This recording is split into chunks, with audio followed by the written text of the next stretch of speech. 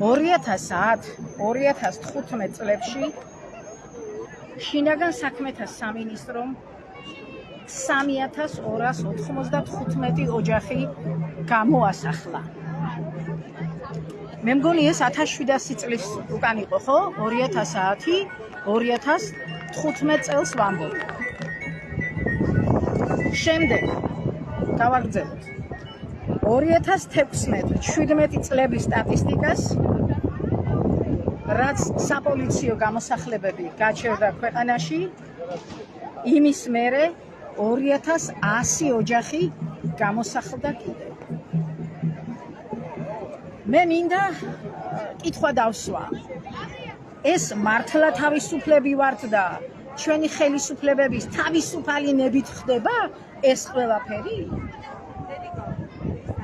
და ეს ქრისტიანობასთან ძალიან მაგარ კავშირშია? მაინტერესებს უბრალოდ კითხვას უსვამ ეს და მე მგონი 1700 წლის უკან არ არის ციფრები, წლები, რომელიც დავასახელე.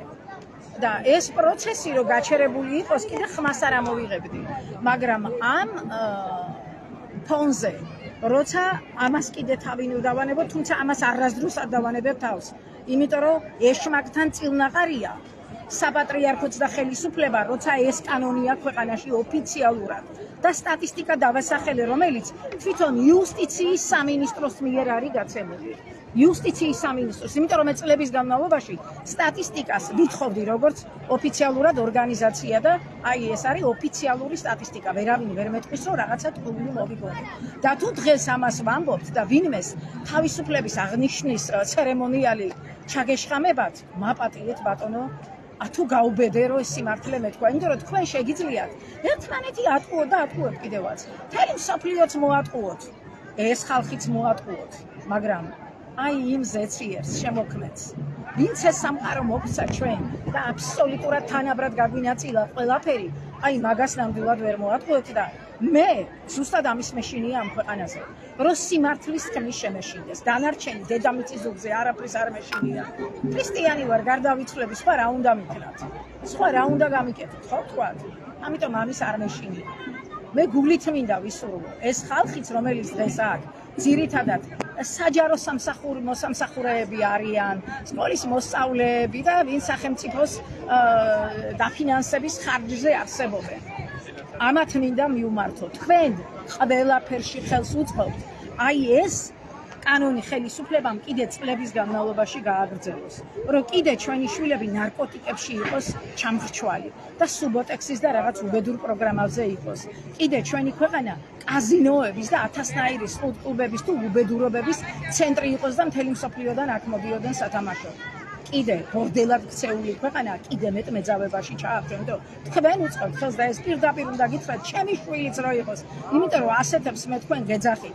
1000 ლარიან მონებს, 1500-იან, ვის რამდენი ხელფასი გაქვს, იმდენ სწორედ აი ამ ერის წიოქში და გენოციდში თქვენ მონაწილეობას არ მიიღებდი და ამ ფარში რო დღეს ვითომ თავისუფალი გონია, ჩვენ ქვეყანა გვაქვს თურმე რომ გამოგასახლებენ, ხო ყველაფერს წაგარდნენ. აი უფრო თავისუფალი ხარ, არაფერი არა გაქვს და უნდა გვიხაროდეს თურმე ეს თავისუფლება.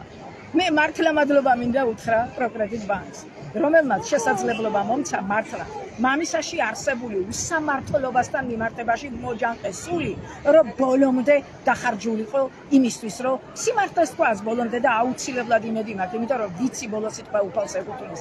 ვიცი რომ ეჟამი დამდგარია და აი ეს ქვეყანაში, აი სიყალბე, სიცრუე, არ ვიცი რა დავათქვა, ფარისევლობა, ვაზელინობა თქვენი საპატრიარქოსა და ხელისუფლებას შორის ალბათ მალე წარსულს ჩაბარდება და მართლა სიმართლე გაიმარჯვებს, ღვთის კანონები გაიმარჯვებს.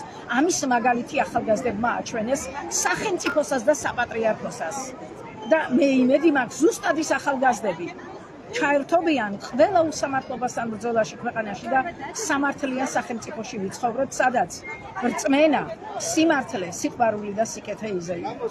აბა, მიყვარხარ.